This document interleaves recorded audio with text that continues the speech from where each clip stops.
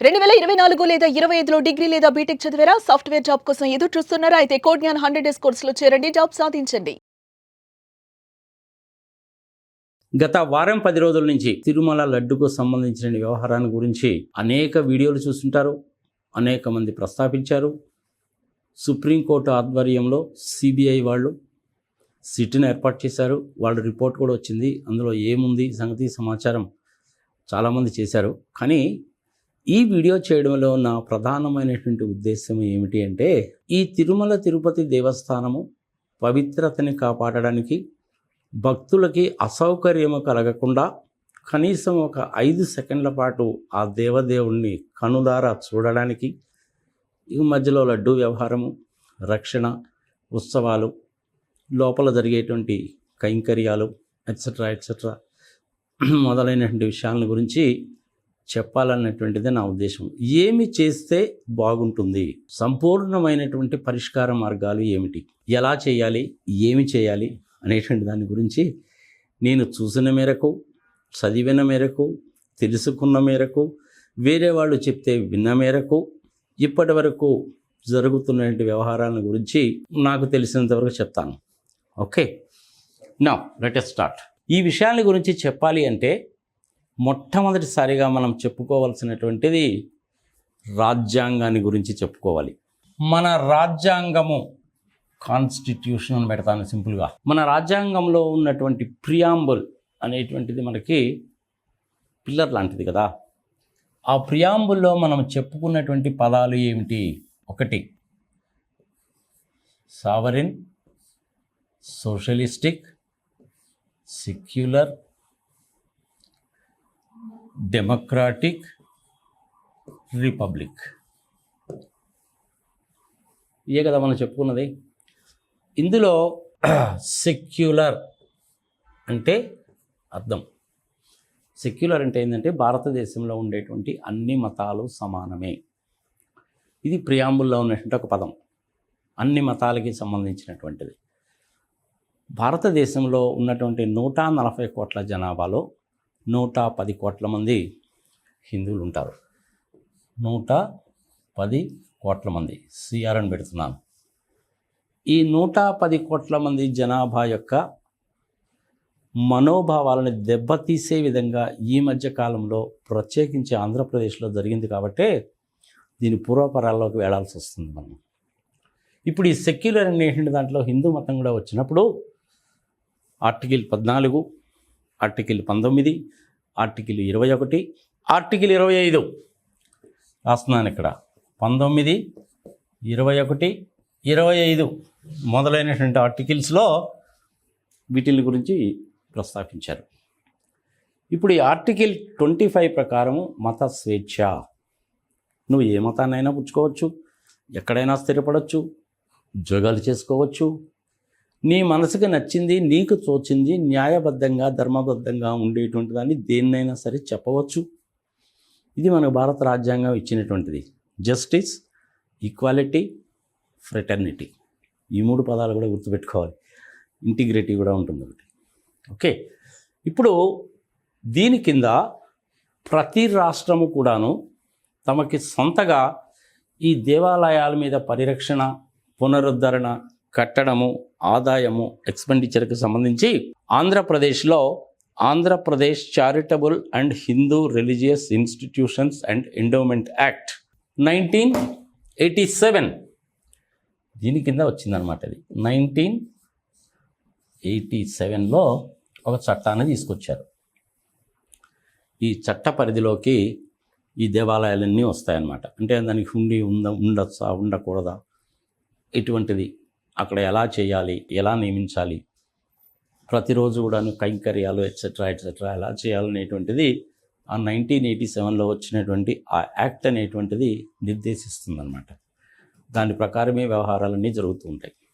ఇప్పుడు మనకి లడ్డు వ్యవహారం వచ్చింది కాబట్టి ఈ సమయాన సందర్భంగా అసలు తిరుమలలో ఈ గొడవ జరగడానికి కారణాలు ఏంటి అనేటువంటిది చాలామంది చెప్పారు కాబట్టి ప్రత్యేకంగా చెప్పుకోవాల్సిన పని లేదు. మనం ఇప్పుడు మనము దీనిని సంపూర్ణంగా కట్టుదిట్టంగా చక్కటి మార్గంలో నడిపించడానికి ఏమి చెయ్యాలి, ఇది ప్రధానమైనటువంటి థింగ్. ఏం చేస్తే బాగుంటుంది అనేది నాకు తెలిసిన మేరకు, నా అండర్స్టాండింగ్ మేరకు, నేను అనేక దేవాలయాలు చూసినటువంటి నా అనుభవాలని క్రోడీకరించుకొని చెప్తాను, వినండి.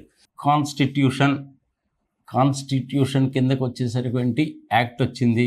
నేను ఆ యాక్ట్ని గురించి కూడా చెప్పాను. 1987లో వచ్చిందని కూడా చెప్పాను. 1987లో ఆంధ్రప్రదేశ్కి సంబంధించిన యాక్ట్ వచ్చిందని. మరి ఇప్పుడు మన తిరుపతిలో మిగిలినటువంటి దేవాలయాల్లో శ్రీశైలం కావచ్చు, అన్నవరం కావచ్చు, కాణిపాకం కావచ్చు, కాళహస్తి కావచ్చు, ఇలా చెప్పుకుంటూ పోతే పెద్ద లిస్ట్ అనుకోండి.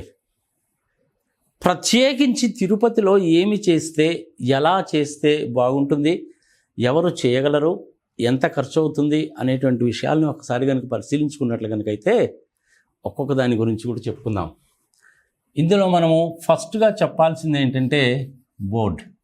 తిరుమల తిరుపతి దేవస్థానము బోర్డు కాన్స్టిట్యూషన్ ఎలా ఉండాలి. ఇప్పటివరకు ఏమైందంటే ఐ థింక్ 30 మందో 31 మందో 32 మందో సభ్యులు ఉంటున్నారు, చైర్మన్ ఉంటున్నాడు. ఆ చైర్మన్ అయినటువంటి ఆయన ఎప్పుడు కూడాను రాజకీయ పరంగానే ఎన్నికవుతున్నారు. కానీ ప్రజల యొక్క మనోభావాలు, ప్రజల ఉద్దేశాలు, ప్రజల ఆకాంక్షలు అది కాదు.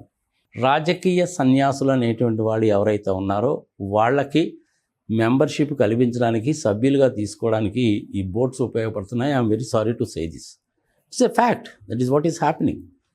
అంబానీ రికమెండ్ చేశాడని, అదానీ రికమెండ్ చేశాడని, మహారాష్ట్ర గవర్నర్ చెప్పాడని, స్టాలిన్ చెప్పాడని, ముఖ్యమంత్రికి బాగా ఇదిగా ఉన్నటువంటి వాళ్ళు, అంతకుముందు ఎమ్మెల్యేలుగా ఎంపీలుగా ఉండి పోటీ చేసి మళ్ళీ పోటీ చేసి ఓడిపోయినటువంటి వాళ్ళు, ఎటువంటి పదవులు రానటువంటి వాళ్ళు, ఇలాంటి వాళ్ళందరూ కూడాను ఈ బోర్డులో మెంబర్లు అవుతున్నారు. ఇది జరగకూడదు. మరి బోర్డు అంటే ఎలా ఉండాలి? నాకు తెలిసినంత వరకు ఈ బోర్డులో ఒక 6 కానీ లేదా 7 కానీ మెంబర్స్ కనుక్కుంటే సరిపోతుంది. ఈ 6-7 మెంబర్స్ ఎవరయ్యి ఉండాలి అంటే చైర్మన్ సిహెచ్ఎన్ రాస్తున్నాను. మంచి ఆధ్యాత్మికత తెలిసినటువంటి వాడు, 3-4 భాషలు తెలిసినటువంటి వాడు, నిత్యము కూడాను ఆ దైవనామస్మరణ చేస్తూ ఉండేటువంటి వ్యక్తి. వేదాలు తెలియాల్సిన పనేం లేదు, మహాభారతాలు రామాయణాలు కూడా తెలియాల్సిన పనేం లేదు, కానీ మంచి దైవభక్తి ఉన్నటువంటి వాళ్ళు ఉండాలి. Say for example Chaganti Koteswararao గారు కానీ, గరికపాటి నరసింహారావు గారు కానీ, లేదంటే మన టి హనుమాన్ చౌదరి గారు కానీ, ఇట్లాంటి వాళ్ళు ఎవరైనా ఉండొచ్చు. టి హనుమాన్ చౌదరి గారు అంటే తక్కువగా అంచనా వేయకండి సుమా. టి హనుమాన్ చౌదరి గారు వాజ్పేయి గారి టైంలో కానీ, ఇందిరాగాంధీ గారి టైంలో కానీ, వేరే వాళ్ళ టైంలో అపాయింట్మెంట్ లేకుండా డైరెక్ట్గా వెళ్ళగలిగినటువంటి కమ్యూనికేషన్ రంగంలో ఎక్స్పర్ట్. 95 ఏళ్ల పెద్ద మనిషి. సికింద్రాబాద్లో పీటీ పోస్ట్ అండ్ టెలిగ్రామ్స్ వాళ్ళ కాలనీలో ఉంటాడు ఆయన. 95 ఇయర్స్ ఓల్డ్, ఇప్పటికి కూడా మాట్లాడుతూ ఉంటాడు. నాకు గురువర్యులు ఆయన. అలాంటి వాళ్ళు ఉండాలి చైర్మన్ కింద. మిగిలినటువంటి మెంబర్స్ ఎవరు ఉండాలి? అడ్మినిస్ట్రేషన్లో మంచి ఎక్స్పర్ట్స్ అయినటువంటి వాళ్ళు ఒకళ్ళు ఉండాలి. ఏడిఎం అని పెడతాను, ఒకళ్ళు ఉంటే సరిపోతుంది. పర్చేజెస్ ఒక 2 కనుకుంటే సరిపోతుంది. పర్చేజెస్ అంటే ఏంటి? క్యాపిటల్ అసెట్స్ కానివ్వండి, అంటే స్టీలు, సిమెంటు ఎట్సెట్రా అనేటువంటిది క్వార్టర్స్ కట్టడానికి, రూమ్స్ కట్టడానికి, ప్లస్ నిత్యము కూడాను తయారు చేసేటువంటి తీర్థ ప్రసాదాలు. ఇందులో తీర్థము వేరే, ప్రసాదం వేరే, గుర్తుపెట్టుకోవాలి. ఇది తీర్థ ప్రసాదాలకు అవసరమైనటువంటి ముడి సరుకులు కొనేటువంటి వాళ్ళు. పర్చేజ్ ఆఫీసర్స్ అనుకోండి, ఒక 2 మంచి నిష్ణాతులు, ఆ రంగంలో ఉన్నటువంటి మంచి నిష్ణాతులు 2 నిష్పక్షపాతంగా ఉండేటువంటి వాళ్ళు. అంటే పప్పు, జీడిపప్పు, వెన్న, నెయ్యి, కిస్మిస్, ఇంకా ఉంటాయి కదా చాలా, ఇది గంధపు చెక్కలు, ఇట్లాంటి కొనేటువంటి వాళ్ళలో ఎక్స్పర్టిజం ఉన్నటువంటి వాళ్ళు ఒక 2, preferably qualified people from good reputed institution నుంచి వచ్చినటువంటి వాళ్ళని మెంబర్స్ కింద తీసుకోవచ్చు. అలాగే అకౌంట్స్, ఆడిట్, ఫైనాన్షియల్ థింగ్స్కి ఒక 2 తీసుకోవచ్చు. అల్టిమేట్గా ఏదైనా కానీ డబ్బు చుట్టూతే కదా తిరుగుతుంది. అందుకని ఫైనాన్స్లో ఎక్స్పర్టిజం ఉన్నటువంటి వాళ్ళని, అకౌంట్స్, ఆడిట్, వస్తున్నటువంటి హుండీ ఆదాయము, మిగిలినటువంటి ఆదాయాలు. తిరుమల వెంకటేశ్వర స్వామికి 8,000 ఎకరాల భూమి ఉంది.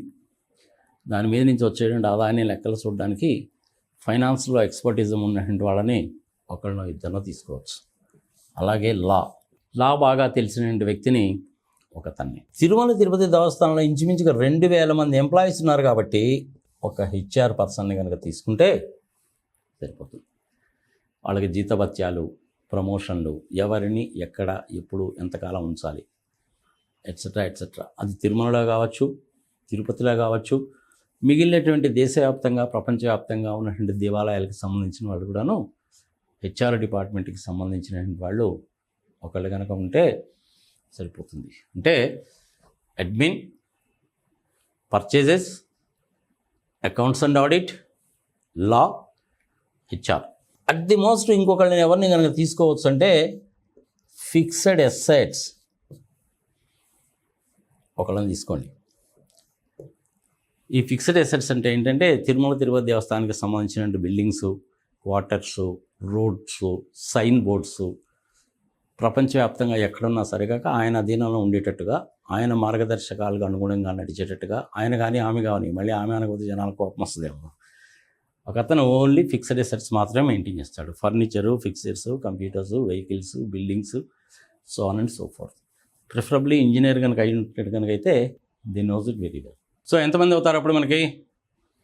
3, 5, 6, 7, 8. చైర్మన్ గారు 9. ఎందుకంటున్నానంటే నేను ఇది, నలుగురేమో ఒక రెజల్యూషన్లో ఓటు వేశారు, నలుగురేమో అనుకూలంగా వేశారు, ఇంకొక నలుగురేమో వ్యతిరేకంగా ఇస్తే డెసిషన్ రాదు. అప్పుడు చైర్మన్ 9వ వ్యక్తిగా కాస్టింగ్ ఓటు ఉంటుంది కాబట్టి ఆయన ఎటు వేస్తే అటే అవుతుంది. అందుకని మ్యాక్సిమం 9 మంది కంటే ఈ బోర్డులో అనవసరము. 32, 33 మంది ఉండాల్సిన పని లేదు. అందరు ఎక్స్పర్ట్సే ఉండాలి. ఇంజనీర్, హెచ్ఆర్ ఎగ్జిక్యూటివ్, లా తెలిసిన వాళ్ళు, అకౌంట్స్ అండ్ అడ్మినిస్ట్రేషన్ తెలిసినటువంటి chartered accountants, cost accountants, company secretaries or MBA finance, IIM, Indian Institute of Management కానీ, కలకట్టా కానీ, అహ్మదాబాద్ కానీ నుంచి వచ్చినటువంటి వాళ్ళు. తర్వాత పర్చేస్కి సంబంధించిన వాళ్ళు, this is a very important thing. అడ్మిన్కి సంబంధించిన వాళ్ళు ఒకళ్ళు. ఇది బోర్డు కాన్స్టిట్యూషన్. పూజా కార్యక్రమాలు ఎలా చేయాలి, ఎవరు చేయాలి, ఏ టైం నుంచి ఏ టైంకి చేయాలి, దీనికి ఆల్రెడీ నిర్దిష్టమైన సూత్రాలు ఉన్నాయి. ఐ థింక్ నాకు తెలిసి తెల్లవారుజామున 3 గంటలకు ఏమో టెంపుల్ ఓపెన్ అవుతుంది. ఒక అరగంట పాటు, 1 గంట పాటు అక్కడ ఉండేటువంటి పూజారులు సంప్రోక్షణ చేసి, స్నానము చేయించి, పూలమాలలు వేసి, ధూప దీప నైవేద్యాలు ప్రసాదించి, అలంకరణలు చేసి, అంటే ఆ రోజు ఏ కిరీటం పెట్టాలి, ఆ రోజు ఏ నగలు పెట్టాలనేది కూడా స్పెసిఫై చేశారు కాబట్టి దాని ప్రకారం వెళుతూ ఉంటారనమాట. సో ఆ విధంగా పూజా కార్యక్రమాలు ఏ విధంగా నిర్వర్తించాలి, అందులో ఏదైనా లోటుపాట్లో 1, 2 కనుకుంటే సరి చేయొచ్చు, తప్పలేదు అందులో.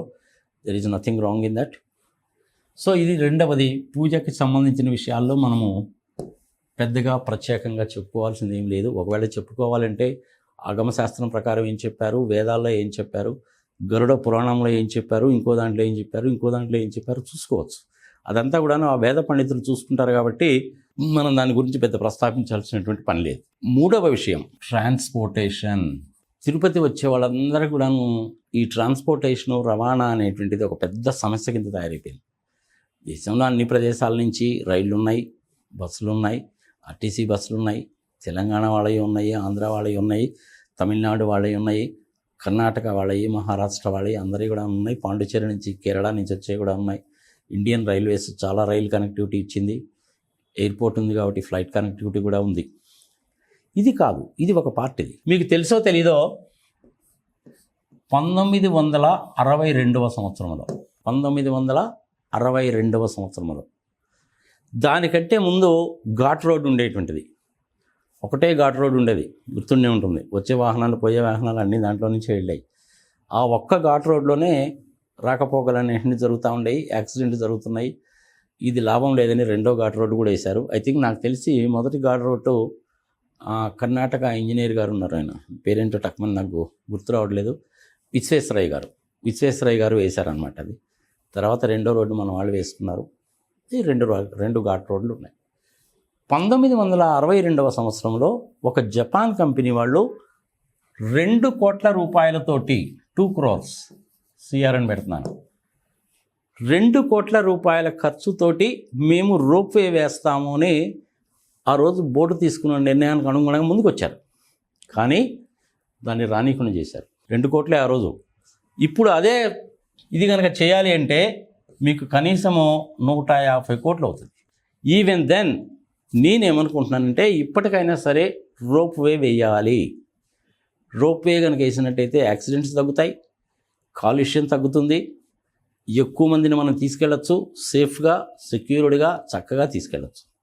ఈ రోప్వే అనేటువంటిది ఒకవైపు నుంచి వేస్తారా, రెండు వైపుల నుంచి వేస్తారా అనేటువంటిది నిష్ణాతులైనటువంటి వాళ్ళతోటి పూర్తిగా థరోగా ఇన్వెస్టిగేషన్ చేసి వేయించవచ్చు. ఇది పర్యాటక రంగంలో ఒక పార్ట్ అవుతుంది. పైనుంచి పోయేటప్పుడు చక్కగా అడవులను చూడవచ్చు. ఆ శేషాచలం అడవుల్లో చెట్లు నరికేసేటువంటి వాళ్ళు రాత్రిపూట ఎక్కువగా చేస్తూ ఉంటారు. వాళ్ళని ఎప్పటికప్పుడు నిరోధించడానికి కూడా పనికి వస్తుంది. ఎండాకాలంలో నీళ్లు లేవు అనుకుంటే అదే రోప్వేలో అటు ఇటు తిరుగుతూ నీళ్లు కూడా కొట్టచ్చు. That is also possible. ఇలా ఎన్నో ఉపయోగాలు ఉంటాయి. సో దీని గురించి తిరుమల తిరుపతి దేవస్థానం వాళ్ళు, ప్రభుత్వము ఒక చక్కటి నిర్ణయాన్ని తీసుకోవాలి అన్నటువంటిది నా మనసులో కోరిక. చూద్దాం ఏం జరుగుతుందో. ఈ నాలుగవ విషయం ఏంటంటే క్యూ కాంప్లెక్స్. క్యూ అని పెడతాను. పెద్ద ప్రాబ్లం అలా ఏంది అంటే ఇక్కడే వస్తుంది. ఇంచుమించుగా 50,000 దగ్గర నుంచి 1,00,000 వరకు భక్తులు ప్రతిరోజు తిరుమలకు వస్తారు. సాటర్డే సండే కనుకైతే తమిళనాడు నుంచి ఇంకా ఎక్కువ మంది వస్తారు. భక్తుల పోటు, రూములు దొరకవు, కార్లు దొరకవు, బస్సులు దొరకవు, ట్రాన్స్పోర్టేషన్ ప్రాబ్లము, అన్ని ప్రాబ్లమ్స్ ఉంటాయి. సరే, ఆ ట్రాన్స్పోర్టేషన్ ప్రాబ్లమ్ సాల్వ్ చేయడానికి ఇది కొంతవరకు ఉపయోగపడుతుంది. మరి దీని సంగతి ఏంటి? క్యూల సంగతి. ఇది ప్రధానమైన సమస్య. ఒక చిన్న క్యాలిక్యులేషన్ కనుక తీసుకుంటే మనకి, ప్రేక్షకులకు మీకు కూడా తెలియాలి కాబట్టి చెప్తున్నాను. ఈ క్యూ కాంప్లెక్స్ని సరి చేయడానికి కోసమని చెప్పి మనం ఒక చక్కటి పని చేయవచ్చు. నేను తప్పు చెప్తున్నానేమో దయచేసి క్షమించండి, నా మనసులో మాట చెప్తున్నాను. It is very well possible. భగవంతుడిని కనీసము ప్రతి ఒక్కళ్ళు కూడాను 5 సెకండ్ల పాటు తనివి తీరా చూడాలి అంటే ఈ పని కనుక చేస్తే ప్రతి ఒక్కళ్ళు సంతృప్తి చెందుతారు. అది ఎలా చేయాలి? ఒకసారి అది చెప్పే ముందు మీకు అసలు తిరుమలలో గుడి లోపల ఎలా ఉంటుంది అనేటువంటిది నేను ఇప్పుడు మీకు ఒక ఫోటోగ్రాఫ్ చూపిస్తాను. చూడండి, మీరు కూడా డౌన్లోడ్ చేసుకోవచ్చు, చూసుకోవచ్చు. ఇదిగో ఇది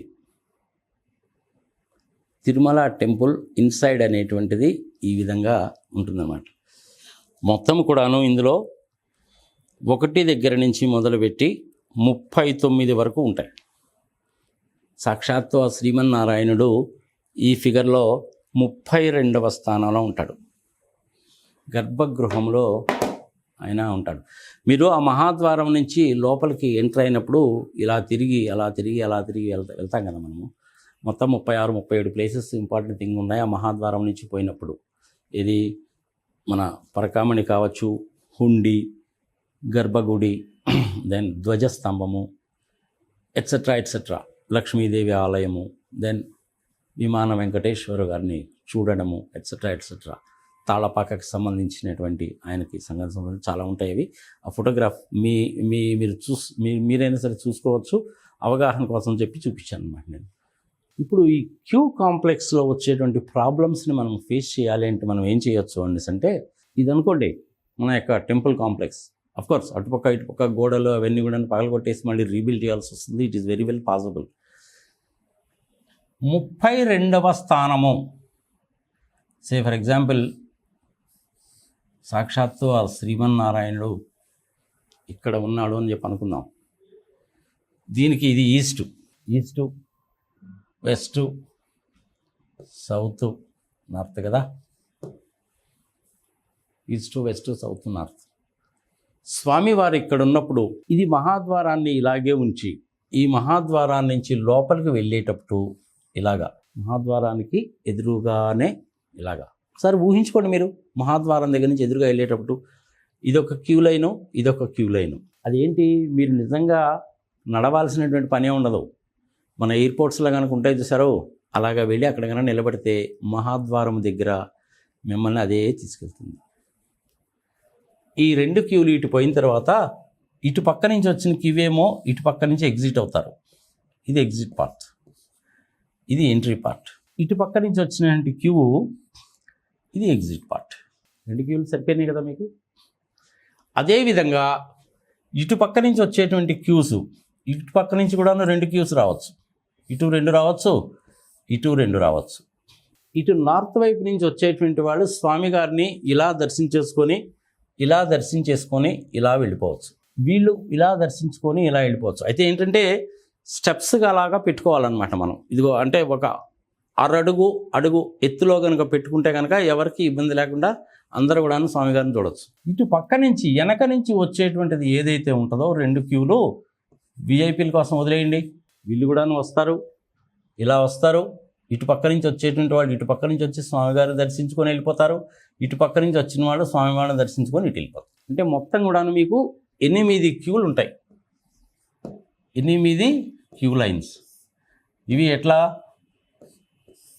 6 క్యూ లైన్స్ సామాన్య భక్తులకి, 2 క్యూ లైన్స్ వెనక నుంచి వచ్చేటువంటి ఓన్లీ విఐపీలకి. ఎవరికి ప్రాబ్లం ఉండదు.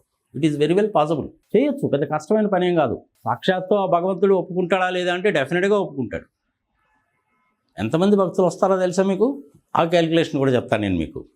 75,000 మంది భక్తులు. ప్రతి భక్తుడు కూడాను కనీసము 5 సెకండ్ల పాటు ఆ భగవంతుని చూసేటువంటి విధంగా ఈ 8 క్యూలను కనుక ఏర్పాటు కనుక చేస్తే చక్కగా ప్రతి ఒక్కరు చేసుకోవచ్చు. It is very well possible.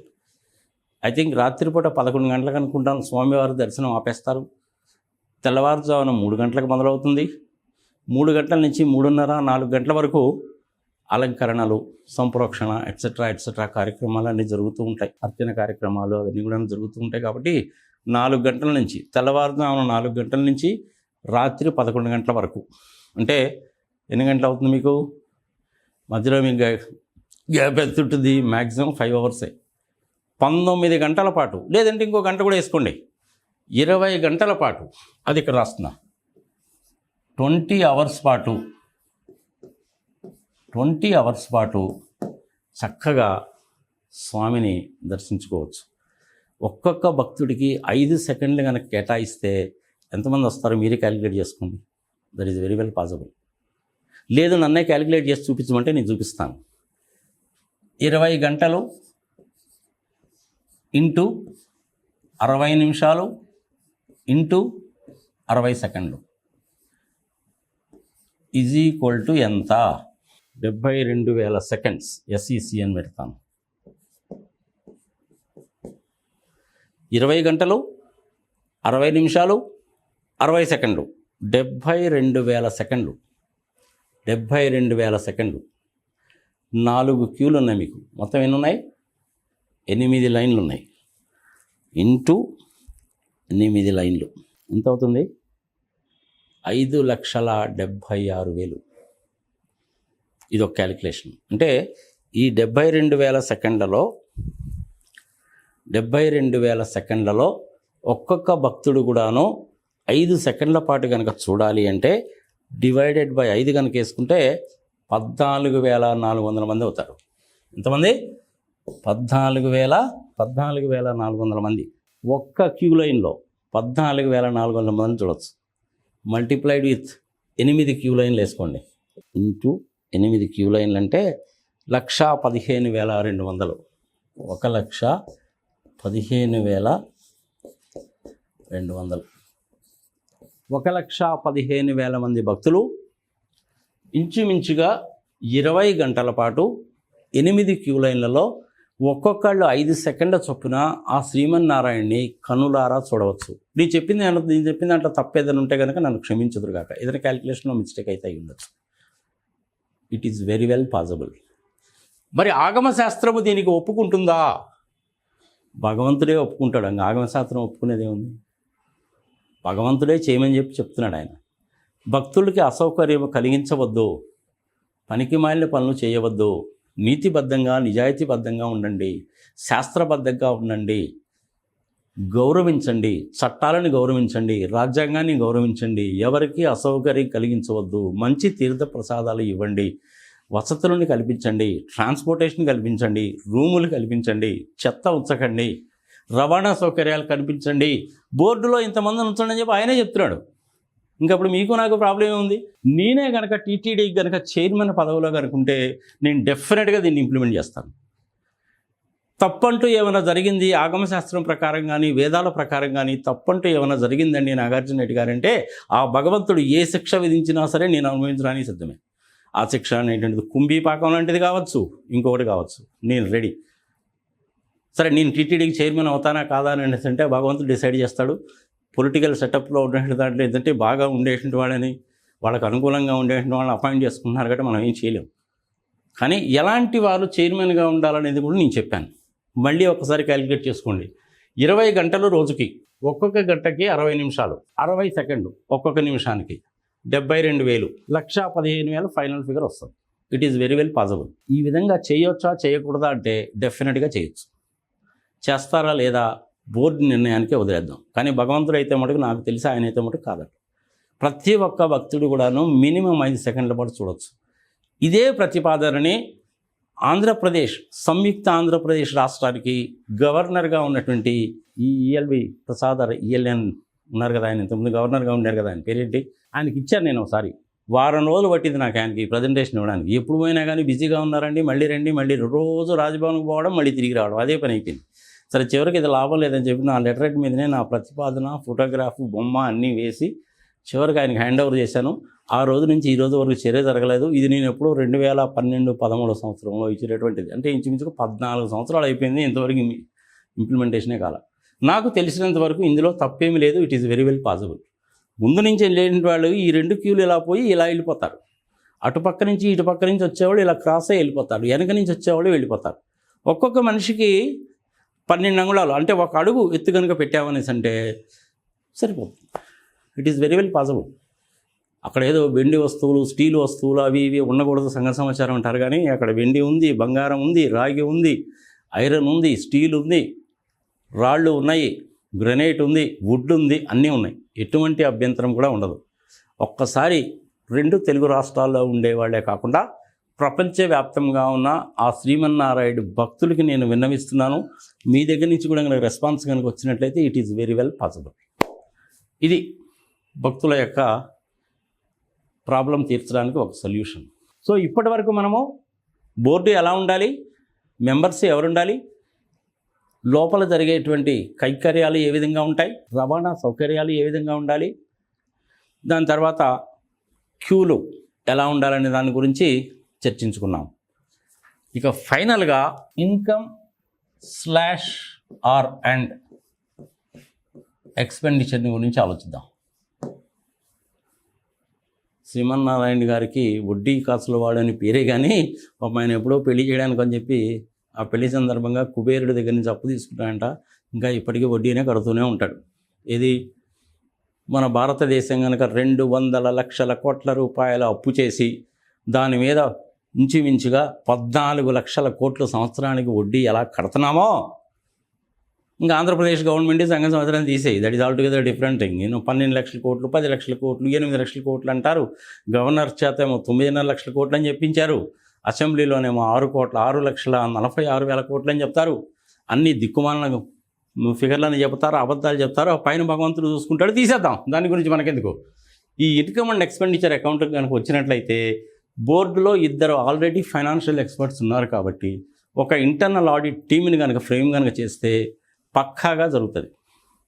ఈ ఇన్కమ్ అనేటువంటిది డిఫరెంట్ సోర్సెస్ నుంచి కూడా వస్తుంది స్వామివారికి. First donations. భారీ స్థాయిలో స్వామివారికి భారీ స్థాయిలో డొనేషన్లు వస్తుంటాయి. ఇది ఇంచుమించుగా 3,000 కోట్ల రూపాయల దాకా ఉంటుంది. వాళ్ళకు ఉన్నటువంటి ఫిక్స్డ్ అసెట్స్లో రెంటల్ ఇన్కమ్ వస్తుంది. ఆర్ఐ అని పెడుతున్నాను. స్వామివారికి రెంటల్ ఇన్కమ్ కూడా వస్తుంది. అంటే మనకు పైన కానీ కింద కానీ రూమ్స్ రెంట్స్ అవి వస్తాయి. రెంటల్ ఇన్కమ్ కూడా వస్తుంది అద్దెకిచ్చుకోవడం మూలకంగా. దెన్ అగ్రికల్చరల్ ఇన్కమ్ కూడా వస్తుంది. చెప్పాను కదా మీకు, 8,000 ఎకరాల భూమి ఉంది. అందులో వ్యవసాయం చేసేటువంటి భూమి కూడా ఉంది, వ్యవసాయం చేయనటువంటి భూమి ఉంది. ఆ వ్యవసాయం చేయనటువంటి భూమిలో నుంచి ఆదాయం వస్తుంది. ఈ వ్యవసాయం ద్వారా కూడా ఆదాయం వస్తుంది. కొన్ని బిల్డింగ్స్ కట్టారు, ఆ బిల్డింగ్స్ దగ్గర నుంచి రెంట్ వస్తుంది కాబట్టి ఇది వస్తుంది. ఇది కాకుండా ఇంట్రెస్ట్ ఇన్కమ్ కూడా వస్తుంది. తిరుమల తిరుపతి వెంకటేశ్వర స్వామికి వచ్చిన ఇన్కంలో ప్రతిసారి కూడాను ఫిక్స్డ్ డిపాజిట్స్ పెడతా ఉంటారు బ్యాంక్స్లో. ఆ ఫిక్స్డ్ డిపాజిట్స్ మీద కూడాను ఇంట్రెస్ట్ వస్తుంది. డొనేషన్స్ వస్తాయి. ఓల్డెన్ డేస్లో అయితే ఏం చేసేవాడు అంటే మనకు అక్కడ ఏటీసీ అనే ఈయన క్వార్టర్స్ కట్టారు, చూసారా, మీరు చూసే ఉంటారు చాలామంది. ఈవెన్ అక్కినేని నాగేశ్వరరావు గారు, అంజలీదేవి గారు, వీళ్ళందరూ కూడాను క్వార్టర్స్ కట్టించారు. వాళ్ళ నేమ్ ప్లేట్స్ కూడా కనపడతాయి మనకు అక్కడ. దాని నుంచి ఆదాయం వస్తుంది. డొనేషన్స్లో ఆదాయం వస్తుంది, రూమ్స్ మీద ఆదాయం వస్తుంది, ఇంట్రెస్ట్ మూలకంగా వస్తుంది, అగ్రికల్చరల్ ఇన్కమ్ అనేది చాలా లిమిటెడ్గా వస్తుంది. ఇవన్నీ కూడా గవర్నమెంట్కి ఆదాయాలు. రాష్ట్ర ప్రభుత్వం ఒక్క పైసా కూడాను తిరుమల తిరుపతి దేవస్థానానికి ఇవ్వదు. కానీ తిరుమల తిరుపతి దేవస్థానానికి వచ్చేటువంటి ఆదాయంలో నుంచి ప్రభుత్వాలే డబ్బులు తీసుకుంటున్నాయి. ఇది చట్ట విరుద్ధమో రాజ్యాంగ విరుద్ధం కూడా. దయచేసి దీన్ని ఇప్పటికైనా సరే ఆపాలి. ఇది 5వ పాయింట్. నాకు తెలిసినంతవరకు ఈ పాయింట్స్ అన్నీ చెప్పాను. చక్కగా క్రమబద్ధీకరించవచ్చు. పూజల విషయంలో మనం మాట్లాడాల్సిన పని లేదు. క్యూల విషయంలో మనం కంట్రోల్ చేసుకోవచ్చు. ఈ ఆదాయాన్ని ఎక్స్పెండిచర్ని కంట్రోల్ చేసుకోవచ్చు. బోర్డులోనే 2 ఎక్స్క్లూజివ్లీ పర్చేజెస్ చూసేవాడు ఉన్నారు కాబట్టి వాళ్ళకి బాధ్యత అప్పు చెప్పచ్చు. వాళ్ళ మీద ఆడిట్ ఉంది కాబట్టి ఆ బాధ్యత అప్పు చెప్పచ్చు. అప్పటికీ కూడాను ఇంకా అవకతవకలు జరుగుతున్నాయి అని కనుక అనుకున్నట్లయితే controller and auditor general of ఇండియాకి ఇచ్చేయండి. Controller and auditor general of India చేత కనీసము 2 సంవత్సరాలకు ఒకసారి 2Y అని పెడుతున్నాను. 2 సంవత్సరాలకు ఒకసారి వాళ్ళ చేత థరోగా ఆడిట్ చేయించండి. లోటుపాట్లు మొత్తం కూడా బయటకు వస్తాయి. ₹1 కూడా దుర్వినియోగం కాదు. చక్కటి క్వాలిటీ ఉన్నటువంటి తీర్థప్రసాదాలు వస్తాయి. క్యూ కాంప్లెక్స్లో ఎటువంటి ప్రాబ్లం ఉండదు. రవాణా సౌకర్యాల్లో ప్రాబ్లం ఉండదు. మిగిలిన కార్యక్రమాలన్నీ యాజ్ ఇట్ ఈజ్ జరిగిపోతుంటాయి. ఇక ఇంతకంటే చెప్పాల్సిన పని లేదనుకుంటాను. నాకు తెలిసినంత వరకు, నా మనసుకు తోచినంత వరకు ఆ శ్రీమన్నారాయణుడి ఆజ్ఞతోటి, పరమేశ్వరుడి ఆజ్ఞతోటి, చాలామంది ఇచ్చిన సలహాల మేరకు, చూసిన మేరకు నాకు తెలిసిందేదో చెప్పాను. నేను ఏదైనా తప్పు కనుక మాట్లాడుంటే దయచేసి క్షమించుదురుగాక. చక్కటి కామెంట్స్ పెట్టండి, నేను మనసారా స్వీకరిస్తాను. గోవింద గోవింద గోవింద.